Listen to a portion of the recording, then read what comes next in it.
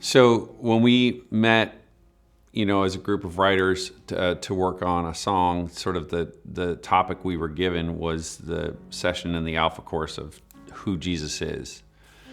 And what's interesting is when you have a conversation about that and you sort of look at, kind of where people are in the journey of the course, there's a lot more questions that people are asking. And with those questions can come not just a defined sense of certainty of them knowing who Jesus is yet. It's more like there's just kind of discovering. And, I think a lot of times we will sense the presence of Christ or the fragrance of Christ or the mercy of Christ or the love of Christ or the goodness of Christ before we'll actually know that who the source of it is.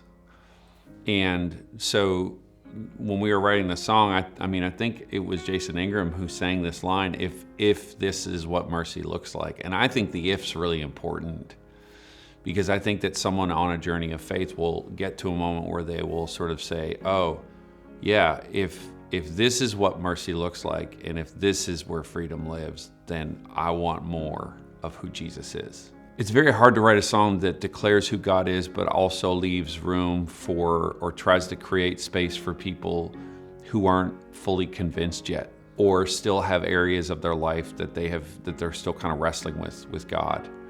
And I think, sometimes we can end up diminishing who God is just to accommodate that. But I feel like this song doesn't diminish who Jesus is, but also sort of leaves room for people who are still considering the possibility that he is who he says he is. Who is this Jesus?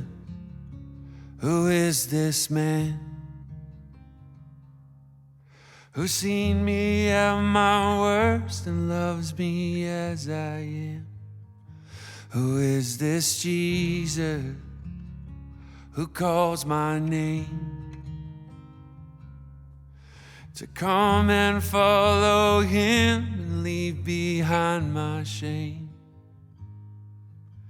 If this is what mercy looks like,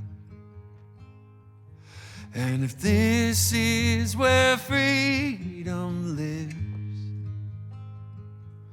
I want more.